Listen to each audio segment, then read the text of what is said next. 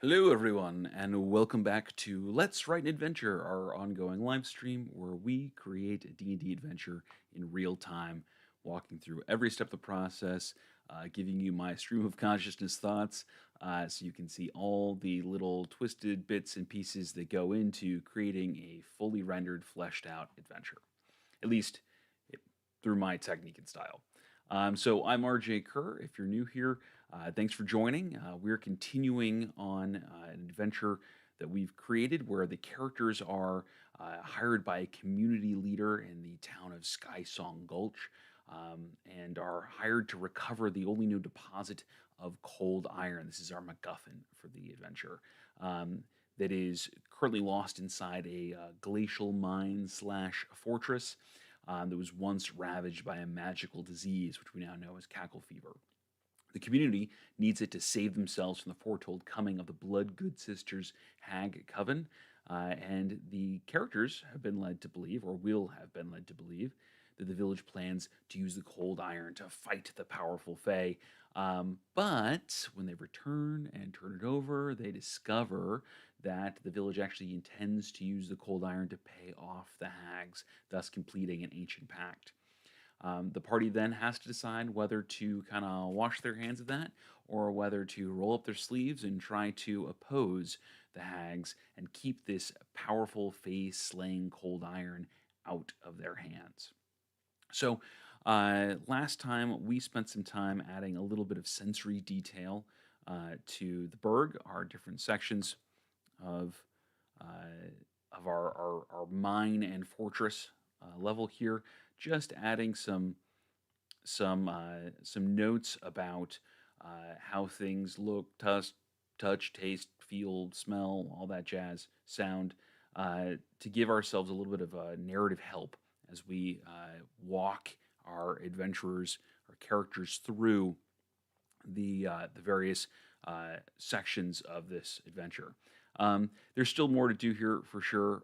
We've got plenty of rooms that have sort of TBD listed here, and you may have noticed last time that we really just put like three sensory details in a room and then we'd move on, which is fine in a lot of cases, but we still maybe want to go back and add something like a point of interest for each of those spaces, just something that gives the room a little bit of unique something for the characters to investigate.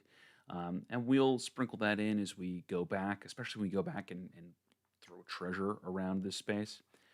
But today I am really feeling like I want to work on um, some of the members of Sky Song Gulch.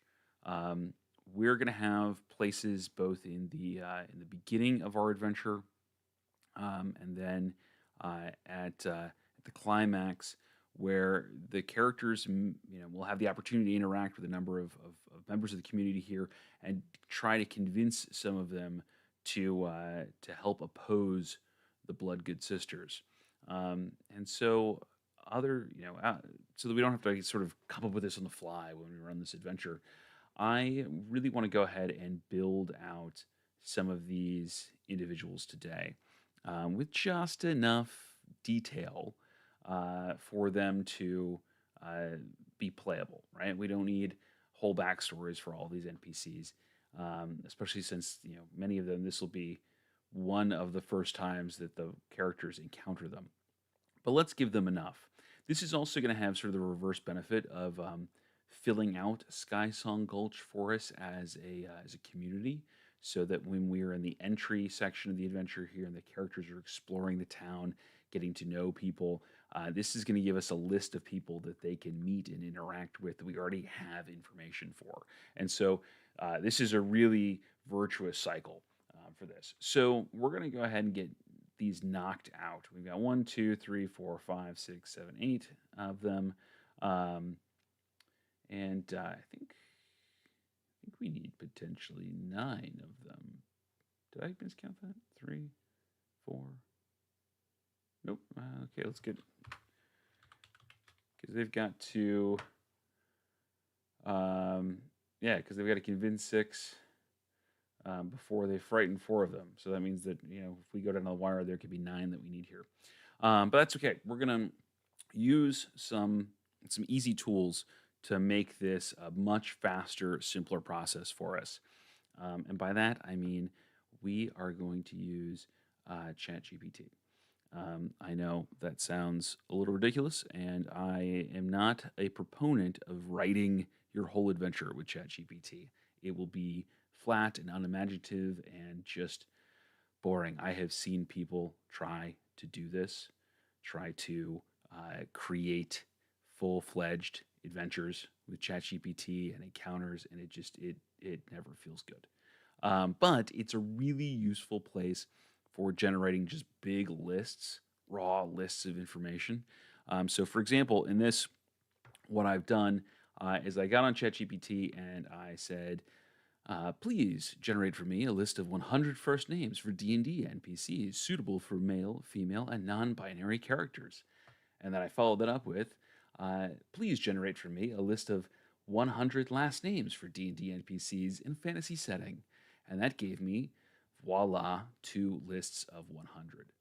Now, I generated this a little while ago as a tool that I use when I'm running campaigns. I actually keep this in my DM's toolkit so that when, invariably a player walks up to an NPC that I had no intention of running and wants all of their information, I've got some ready prepped names and some other details that I can go to. But this is also really helpful for fleshing out some of the like a big batch of NPCs, like we're gonna have to do in this situation. So in this case, all I'm going to do is I'm just taking that list. I'm grabbing my handy dandy D100. I know it's the cryptocurrency of dice. Nobody's entirely sure when and why to use it, but in this case, I really like it. It's an even 100. It gives me a nice bit of variation in the first names and the last names. We're just going to roll this up. So I've got 6 here for our first one. So that's going to be nice. So let's start here. And then let's get a last name. And that's 93. Okay. Stonehearth. Cool. And, I mean, I went with just good old classic, D&D Forgotten Realms style kind of names with this, but you can go with whatever flavor you like. You can, give lots of information into something like ChatGPT to generate this list. And I tend to use this when I'm doing big batches of NPCs or big batches of something where I just need a lot of content pretty quickly. If I'm working on something like a primary character, like a big bad or a sidekick, I will frequently go to fantasynamegenerator.com like we've done in the past, and because I'll spend a little more time kind of digging in and finding a bunch of examples and kind of seeing how I like how things sound together and how they fit together. But it's a much slower process. So we're going to kind of batch create using an AI tool can be a lot faster. So we're gonna, in the spirit of batch creation, we're gonna just go through and we're gonna come up with the names, and then we're gonna start filling in details for them, sort of in series. So we have our community leader's name. Now let's get our second NPCs list. All right, and that is going to be 69 for the first name. Okay, Rurik. Cool. And 8 for the last name, Blackthorn. Cool. So, when I'm using this list as part of when I'm running games and I use this list to come up with NPCs on the fly, I make a habit of I will when I use a first name, I will strike through it so that I know that I'm not going to don't want to use it again because my characters are going to remember that NPC by their first name. But when I get to use a last name, I'll just put a tick mark next to it. And that way, if I end up with using that same last name again, I'll just mark those two characters as relatives somehow, whether they're close relatives or they're distantly related or what have you. But it's kind of a cool way to suddenly have a little bit of a connection to do to two different parts of your campaign. I mean, obviously, if it's completely irrelevant, I just roll again. Um, but sometimes it's really cool to see kind of how these things connect, where you can end up with a family spread across a bunch of different communities. Not that that's entirely relevant to what we're doing right this very second, but it is a useful little thing to do when you're kind of world building on the fly, as D&D is wont to do. All right. So Lucan, and then we got 47 for our last, and it's Bright Moon. Cool. Hope the clacking of dice isn't too disquieting. Although, as D&D players, it's probably a very soothing sound. All right, 25. That's Kieran. Another rule that I have with fantasy names is if I generate them and I pick them up and I realize that I can't easily pronounce them, I change them until they're something that I can pronounce. So I don't have to constantly fight with myself to say the name. All right, so 78 is Nightfire. That's a cool one. I think we found the town edgelord. Okay, 75 for first name is Oron. That's cool too. All right. 64 for last name. It's going to be Dark Steel.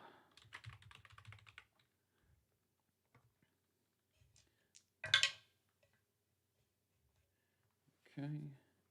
62 for my first name, Nyx.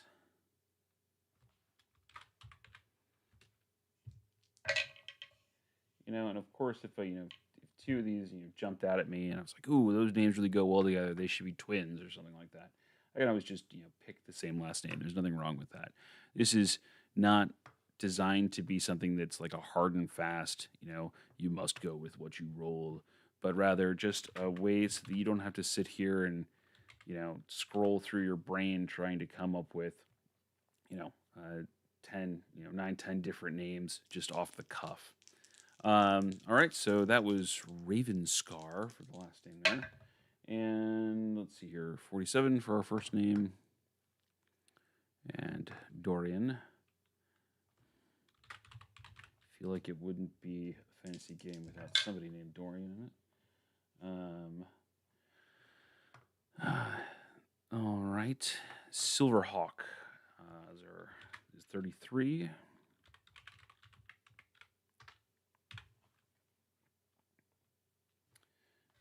Okay. And 70, Thalia for our first name. And 52, Night Stalker. I don't like that. We're going to roll that again. All right, 9, Silverstream. I've already got a silver. I don't like that. All right, 5, Starfire. Okay, yeah, it's a little too Teen Titans. Okay, and Starfire again is what I rolled. Okay, Stormcaller. That's better. All right. All right. Okay, first name is 50, and Elira. Cool. And last name is 45. Shadow Forge. Cool. All right, so we now have, you know, just like that. We've got 9 NPCs with their names generated.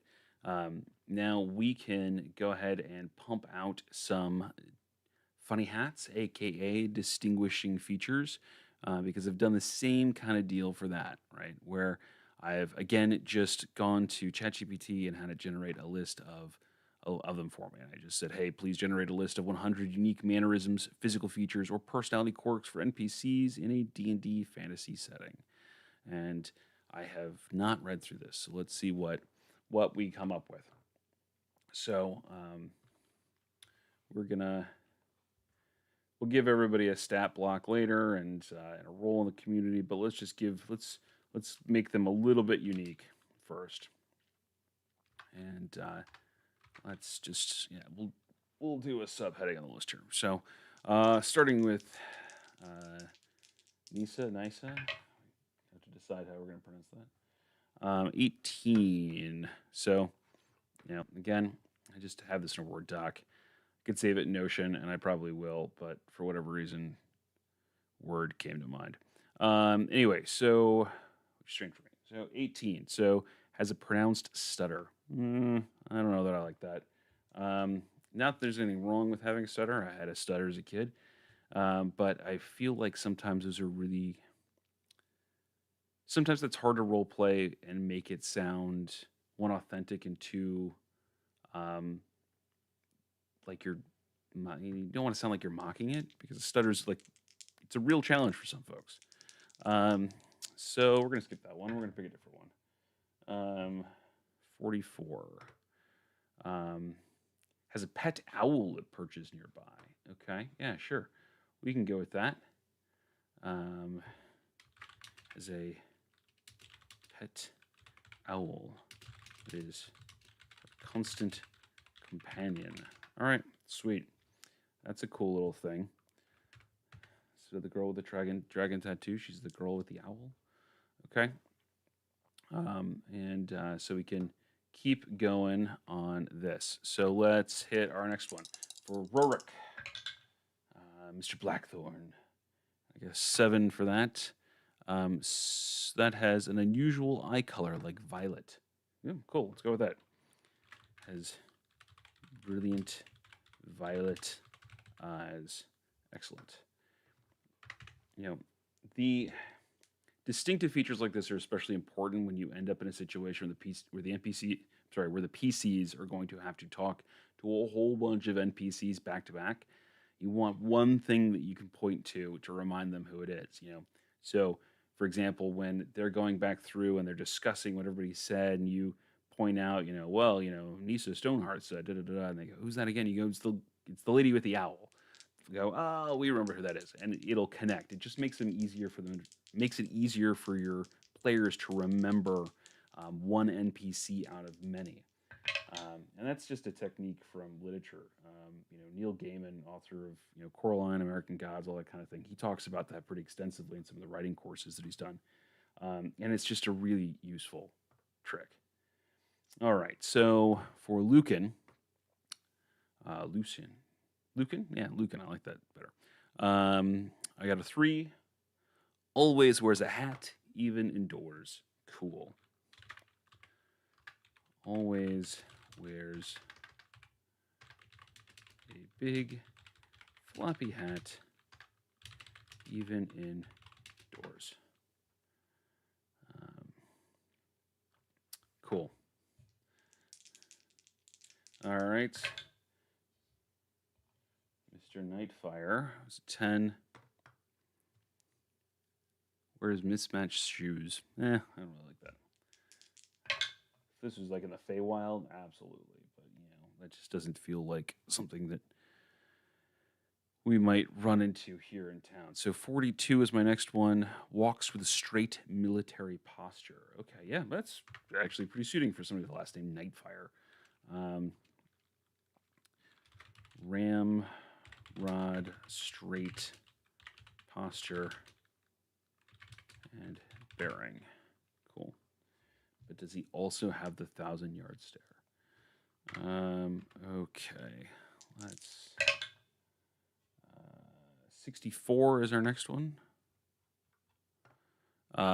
Frequently adjusts their belt and pouches. Ooh, okay. Constantly fiddling with pockets, let's say with clothing, particularly pockets, belts, and we'll say hems. Cool. So they can fiddle with their cuffs, their um, you know, their the waistband of their pants, that kind of thing. Cool, cool, cool.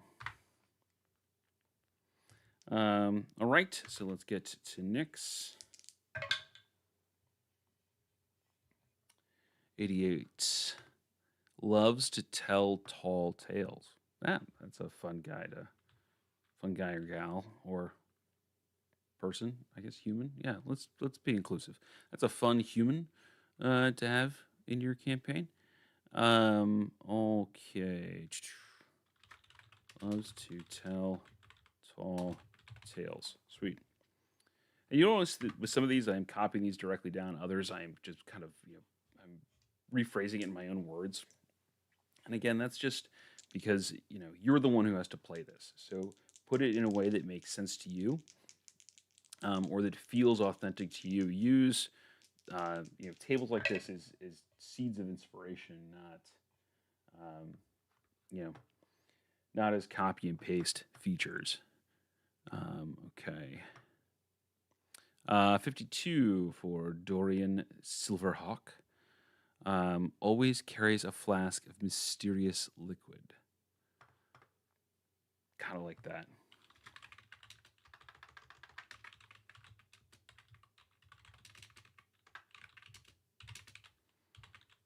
Okay. That's a cool little hook, too. What's the liquid? What does he have in there? That's a question that the characters might want to answer at some point. That might also be something that they can use as a leverage point when they're interacting with this character. Okay. That's 84 for the next one. Let's see. Has a necklace made of teeth. Yeah, that sounds like somebody with the last name Stormcaller. Okay.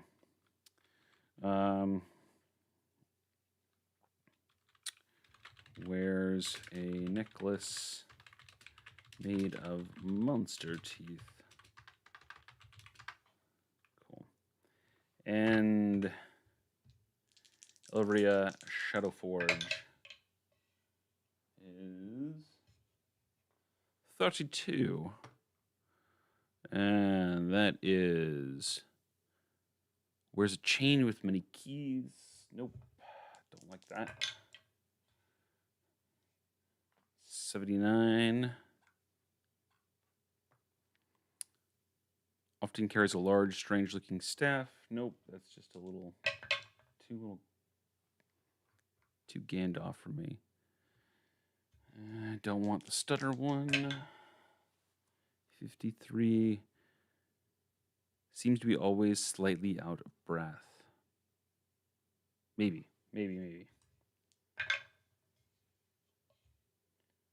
34.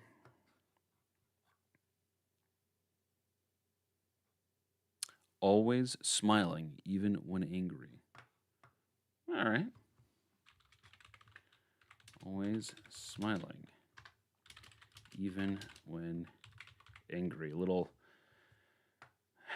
Alistair Altru bit there. Okay, cool. Never fully dressed without a smile, right? Okay, so we've got personality traits for each of these. To make these folks people that the characters can really interact with in a meaningful way. And we want that to be meaningful because this is going to be, these social encounters are going to affect just the whole outcome of the adventure here. One of the thing we're going to want to do a couple things. One, we're going to want to define each of these NPCs' role within the community.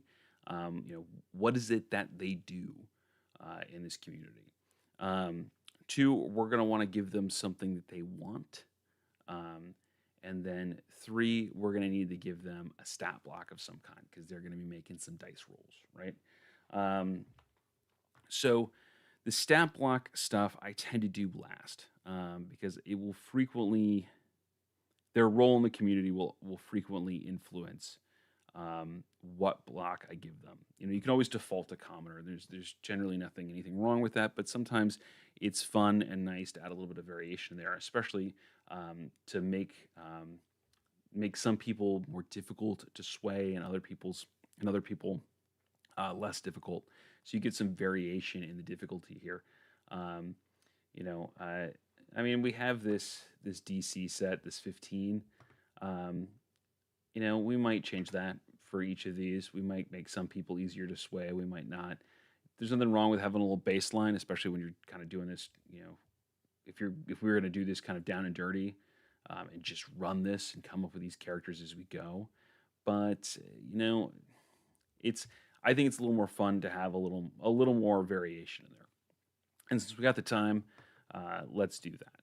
So let's start with uh, Nisa Stonehearth. I think she needs to be the mayor, right? She's the patron. I think she needs to be the mayor. And let's. Is that how I want to note these in the parentheses? I probably don't because I usually just put the stat block in there.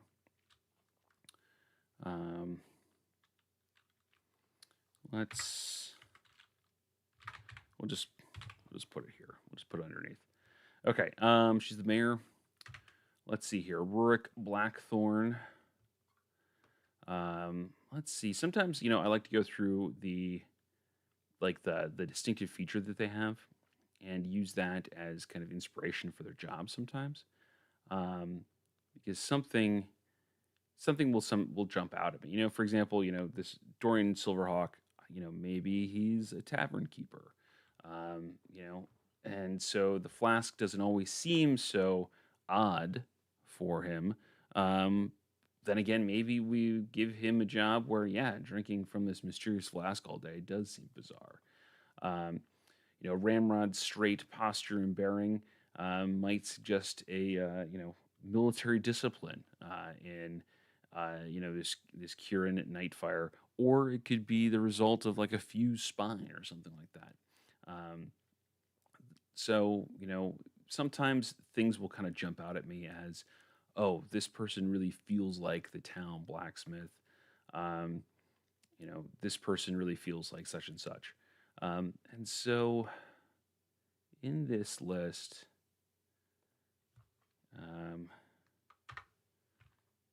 Stormcaller. Stormcaller feels like a rancher, just with that necklace of monster teeth.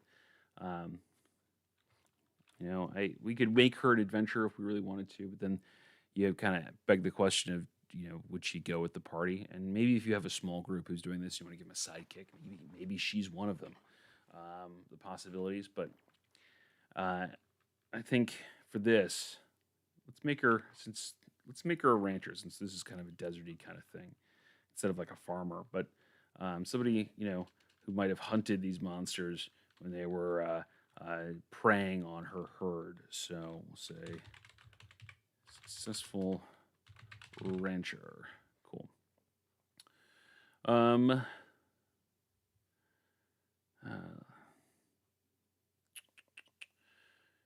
Let's see.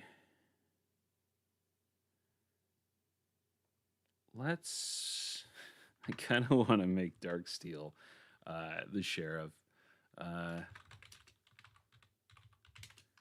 Head of the guard. that kind of deal. I just something about the constantly fitting with his, his clothing, um, just makes him feel a little Barney Fife to me for whatever reason. I don't know why. I don't know that I'd actually play in that way, but I just kind of like the fastidiousness of this, the constant fidgetingness of this, uh, very influential person with this very important job. And also, just for whatever reason, I don't want to give, our Mr. Nightfire here, Kieran Nightfire here, um, the role of Captain the Watch or what have you, because it just seems a little too on the nose with this ramrod straight posture. There's nothing wrong with doing that. I just, for whatever reason today, I'm not feeling it, so we're not going to do it. But I kind of want to make Kieran Nightfire the town healer. Let's do that. Raven Scar, I think, has got to be the innkeeper or the tavern keeper. So, fun fact, there is a definitional difference between a hotel and an inn. Hotels are places where you can go and get a room for a longer duration. Inns tend to be you get a room for the night because you're expected to move on the next day. So they're specifically for travelers. And so, it might be a useless distinction in your game, but sometimes it's useful to kind of think about the purpose of that kind of thing when we're thinking of who the innkeeper is, tavern keeper, that kind of deal.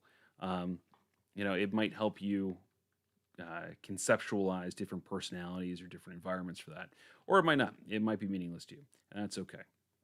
Um, so I think this is hmm.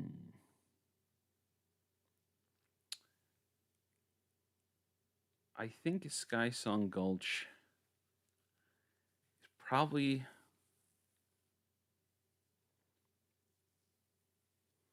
And we're gonna make her the tavern keeper. We're gonna make her the tavern keeper. I think it's big enough that there is a difference between inns and taverns and hotels and taverns, what have you. So we're gonna make her a tavern keeper. So Nyx is the tavern keeper. We'll come up with a tavern name later. All right. And Dorian. Oh, Dorian has a flask of mysterious liquid, and needs some other. I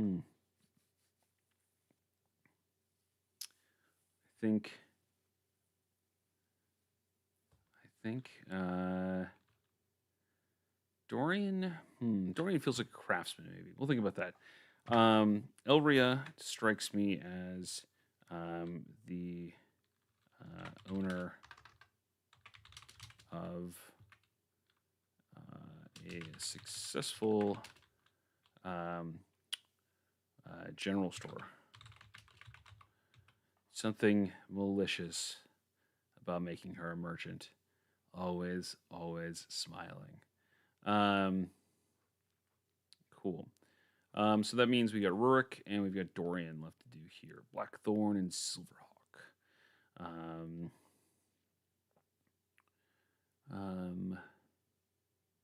Let's make Dorian. Let's make Dorian the historian. Why not? Okay. And let's make Rurik, who we don't have to fill up all the major roles in town, but it is nice to think of things that the people in town might, or that the characters in town might interact with. Let's make Rurik the. Make him a bard. Let's make him an entertainer. Popular local entertainer.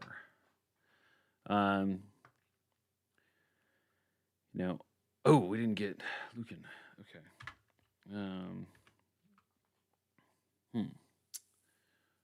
Let's see. What do we have? We want to think things that the characters might interact with. General store is a place they're going to go to buy stuff. Let's see here. Rancher, that's just somebody we can drop into a tavern or in the street somewhere. They can encounter historian again, that kind of person. They can bump into in a place like the tavern, for example. Um, the town sheriff or captain of the watch is, we could call them in whatever setting we want. Although this place just seems to have such a western feel to me. I like the idea of sheriff. That's again somebody they might seek out or somebody they might bump into. Healer again, somebody they might seek out. Um, the local entertainer, somebody that they're more likely to bump into or see in the tavern, and then of course you have your quest giver. So what's somebody else that they might run into? Um, Blacksmith is something that your characters might go seek out, especially if that's where they buy weapons and that kind of deal. So that's one option. Um, and I kind of like the idea of making Lucan a blacksmith. But when you're doing this, think about the kinds of places that your characters might frequent. There could be other taverns in towns. You might have multiple tavern keepers. There could be, a magic item dealer. There could be an herbalist who makes potions. There could be, an important druid circle, and so the druid, the archdruid or the druid in charge of the grove there might be important. Just you know brainstorm for yourself places that your player character is likely to go, so they have a reason to interact with this person. If they have no reason to go somewhere, then they have no reason to interact with the people who are there, and then that's you don't need to make those NPCs. Just as a good rule of thumb. But I think we're gonna make Lucan a stable master. Is what we're gonna do. Um, it also gives him a reason to wear a big flappy hat all the time. It's sunny out. He doesn't want to get sunburned. Okay, so all right. So we have roles in the community. We have a little quirk or a a distinctive feature, a funny hat, if you will, not to be confused with a floppy hat. And so now, before we hit stat blocks, we need something that each of them want. We need a lever that the characters can pull on to try to manipulate these NPCs into doing what they want. And in general, there are really only three kinds of wants. Three things, three general categories that any particular character might want. And that is, they either want to acquire something, they want to keep something, or they want to avoid something, right? So there's either something that they want to get in life, and that could be a physical thing, or it could be an intangible thing. It could be wealth, it could be love, it could be that kind of thing. They might want to keep what they have, so they might be a very protective mindset, um, and or they might be trying to avoid something else like discovery or their secret getting out or being tracked down by the people that they owe money to. Um, all that kind of stuff. And there's nothing wrong with giving characters and NPCs more than one of those things, especially really important NPCs in a campaign. Absolutely worthwhile to give them a bunch of them. But for this sort of situation, giving each of these people just one of those things is something that just gives us enough of a handhold for our player characters to try to twist these individuals to their to their plan of action, to their own wants. So let's think about this. Coming up with wants takes a little more effort because it's not something that we can just toss into an AI program and come up with a list of stuff for. Um, but it's worthwhile spending our time on it. So um, let's. I don't know why I think Elria has got some dark secrets, but I just like it that way. So let's say secret. And I'll usually use secret as shorthand for something that the character wants to avoid, right? They want avoid discovery of their secret. Secret. Elria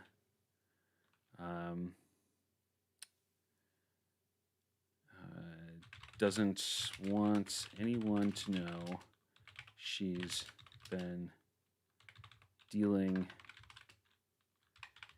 illicit goods on the black market. You know, when in doubt, put a black market in your game. Pretty much everywhere in the world has them. Lots of people use them to varying degrees of social acceptance, and they give you a good kind of sometimes relatively harmless secret, sometimes really damning secret to give a character. And it's a cool little tie, who's she dealing the black market to? Well, and maybe that links into a different adventure. Maybe she's dealing to freedom fighters that the characters want to support. Maybe she's dealing to people like the Zentarum and criminals who are trying to overwhelm and overpower, kind, good folks, all that kind of stuff. So this comes back to, it's a cool little secret that one, the characters can find out, and two, it can give us a hook that we can build off of if the players decide that they're interested in pursuing that hook later on. So let's keep jumping around here. I thought we use Stormcaller, Successful Rancher. Um, ooh.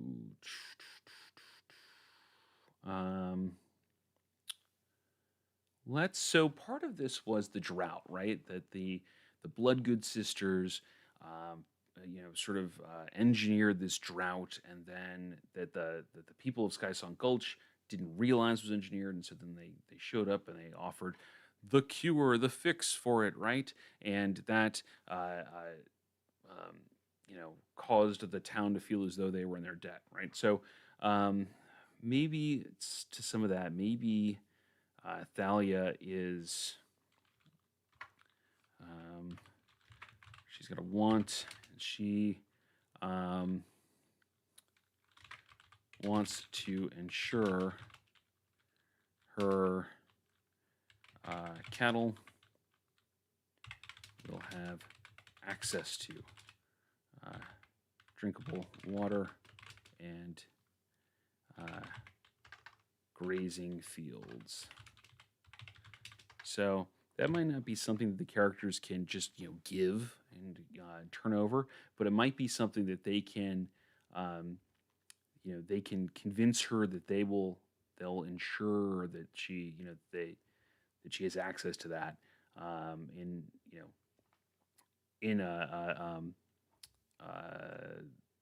as sort of a compensation for her supporting them against the hags. So again, that could spark a different adventure, but it's something that maybe the characters can pick up on, they can learn, they can use. So let's see what else. Well, obviously Dorian doesn't want people to know what's in his flask. That's pretty clear to me. Secret.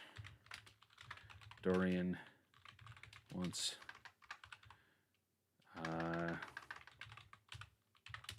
want anyone to discover his flask.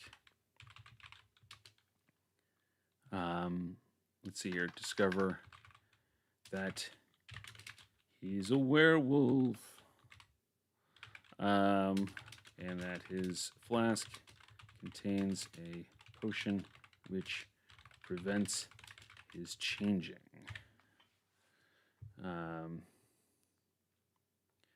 And maybe he's not a werewolf, but hey, there's nothing wrong with stealing from, good fantasy fiction, right? Okay, cool. So that gives him one there. Let's see.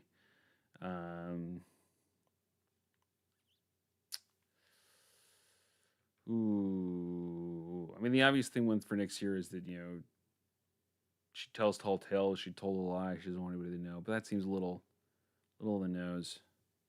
We may come back to her. We'll think about that.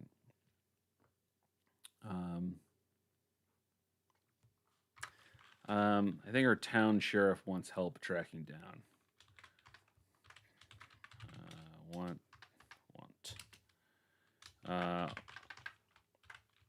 Oran wants help tracking down a notorious group of bandits.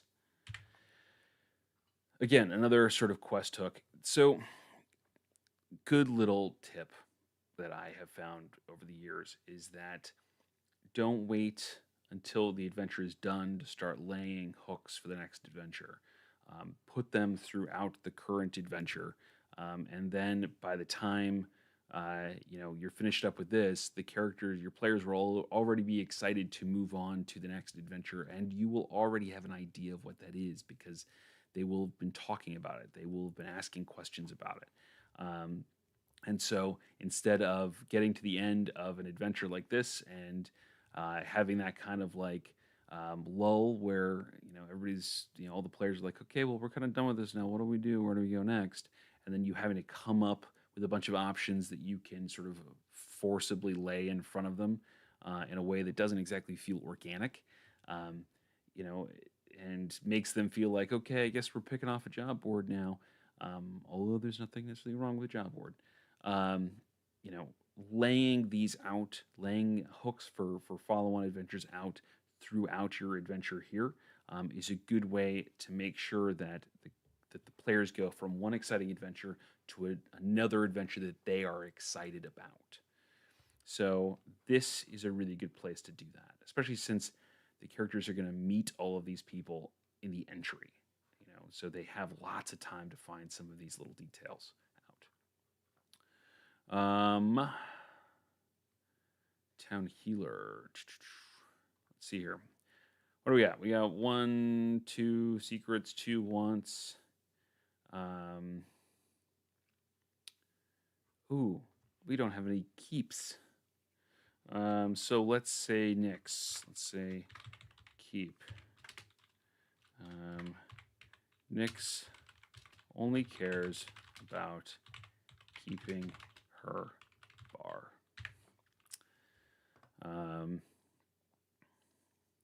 Cool. All right. Let's.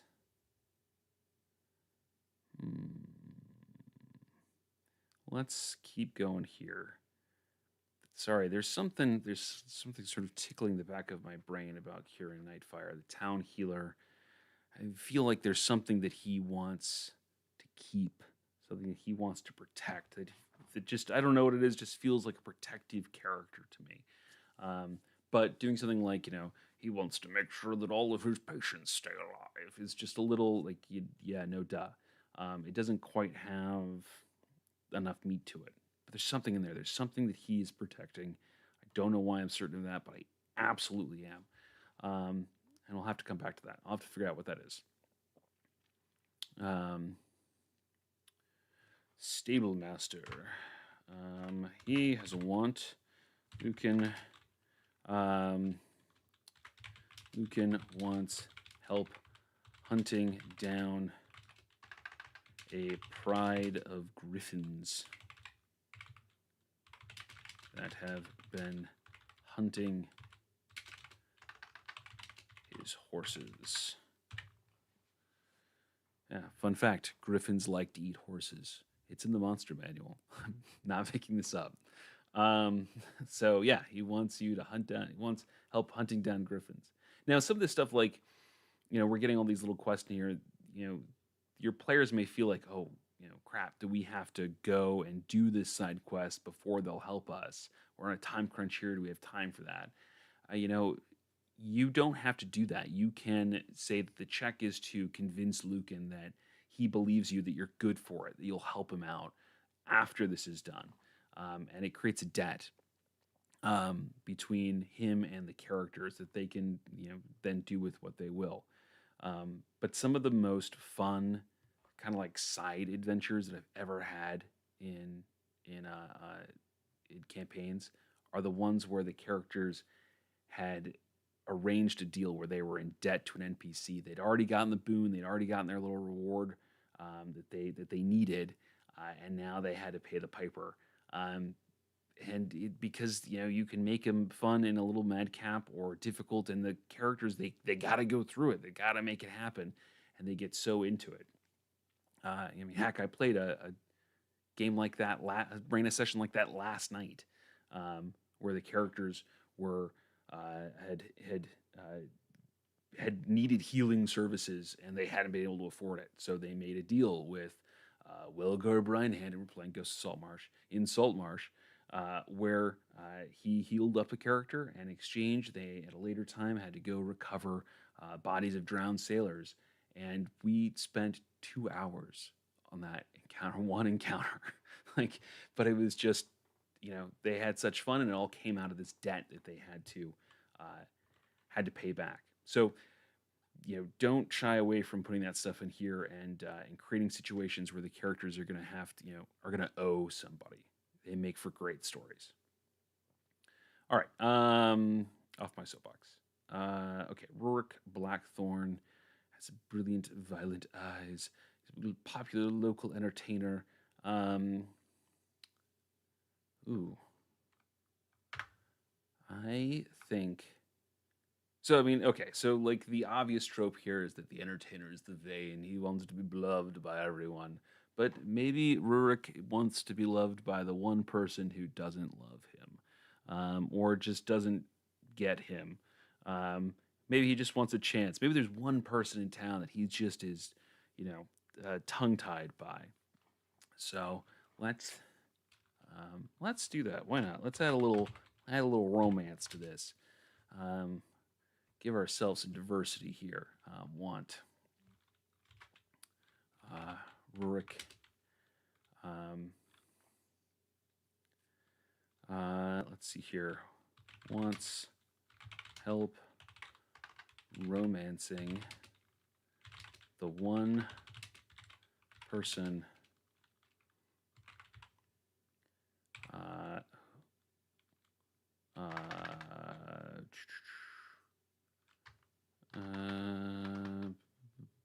wants help romancing. Let's just put a name. Even funnier if we pick somebody off this list. Ooh. I don't know why, but that makes sense to me. Elria Shadowforge. Orange.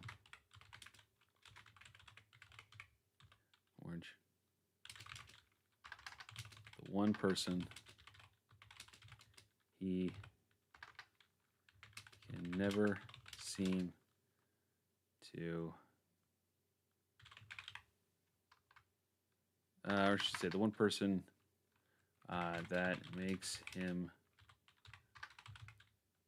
tongue-tied, we'll say. Cool.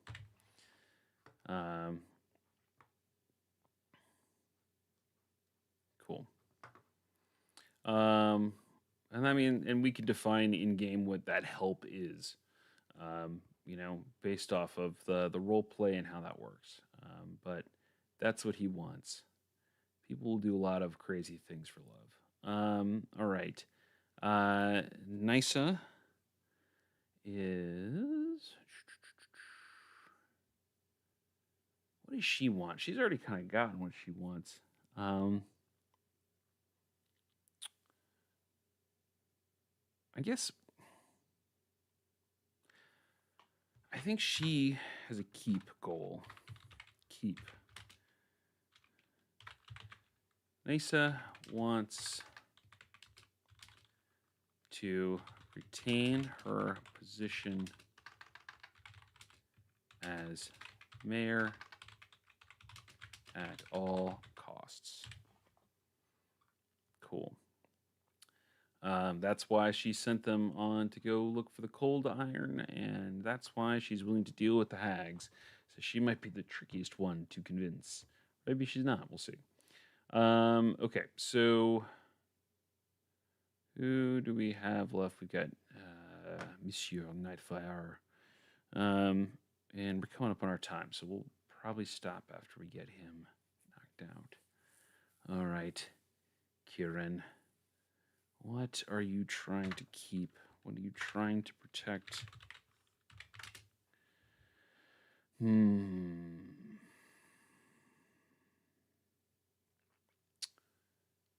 I don't think you have a secret. I think.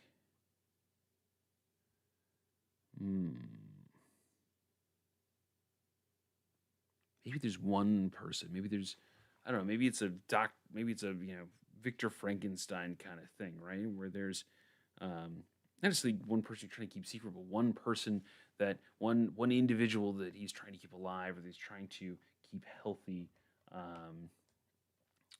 Um, ooh, um, what if? Yeah, let's create another NPC. Um, let's say Kieran is desperate to keep his um, little sister. Let's give her a name.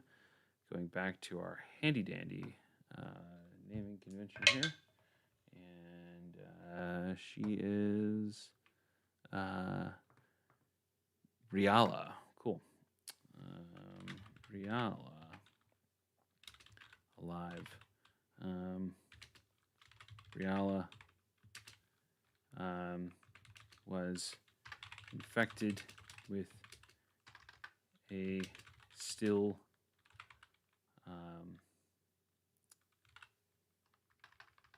was infected with a mysterious magical illness some years ago. And is barely kept alive by the ministrations of her brother. Again, another cool little quest hook. Promises to be made, debts to be created, all good storytelling stuff. And that's what we want. We want things that move the story forward, that make this fun to play in the moment and continue to be fun to play later. Awesome. Hey, Darkness, thanks for joining us. I just saw your message there. All right. Okay, so with that, I think we are going to wrap up our session here. We've done a really good chunk here. Building out NPCs is, I think, in my mind, some of the more difficult stuff that you can do when you're building out an adventure, because you want them to be well-rounded, you want them to feel real, like real people, and that takes a little bit of effort, but it's worth the effort because they add so much to the campaign. So thank you so much for joining me today and sticking around with me while we work on a quick batch of NPCs. If you've enjoyed this, please like, subscribe, leave a comment, hit that bell icon so that you never miss a video. And if you want to play D&D with me, come check me out on startplaying.games/GM/RJ Kerr. You can find all my games there. My game for this Sunday, if you're watching live, is sold out, but next week I've got available space. Come play games with me. I'll add more games, more sessions on there soon, including some full campaigns. So again, thank you so much, and I look forward to seeing you next Monday.